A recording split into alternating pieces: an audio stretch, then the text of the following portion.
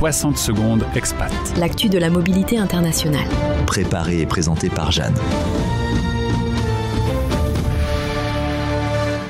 Depuis quelques années, la Suède fascine un nombre croissant d'Européens en quête de sens. À milieu des grands hubs mondialisés, ce pays nordique s'est imposé comme un refuge pour celles et ceux qui cherchent un nouveau rythme, un autre rapport au travail et une plus grande proximité avec la nature. Ce n'est pas un hasard, avec ses forêts immenses, son accès gratuit à la nature garanti par le droit d'accès universel et sa culture du non-jugement, la Suède est perçue comme un territoire d'accueil discret mais profondément stable. Selon les chiffres d'Eurostat, le pays a accueilli plus de 100 000 nouveaux résidents étrangers entre 2022 et 2024, dont une part croissante de profils qualifiés, indépendants ou en reconversion. Alors au-delà des clichés sur le minimalisme scandinave, c'est un mode de vie qui attire. Un équilibre entre la vie professionnelle et la vie personnelle, un environnement politique stable, des infrastructures de qualité, même dans les zones rurales. Le télétravail y est largement accepté et les formes d'emploi flexibles sont intégrées dans le système. Mais attention, s'expatrier en Suède et encore plus dans une zone isolée n'est pas sans difficulté. L'accès au marché de l'emploi reste conditionné à la maîtrise du suédois dans de nombreux secteurs et les démarches administratives, bien que digitalisées,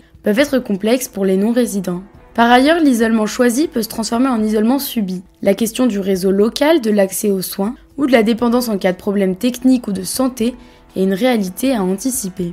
Cela dit, pour certains profils, freelance, créatifs, professions numériques ou tout simplement personnes en quête de déconnexion, la Suède offre une opportunité rare, celle de construire une vie sobre, calme et autoportée, dans un pays où l'on peut s'installer dans une maison au cœur de la forêt pour moins de 50 000 €. En fin de compte, choisir de partir vivre en Suède, c'est rarement fuir. C'est souvent répondre à une question simple mais essentielle, et si la qualité de vie ce n'était pas posséder plus mais vivre mieux, mais surtout plus lentement.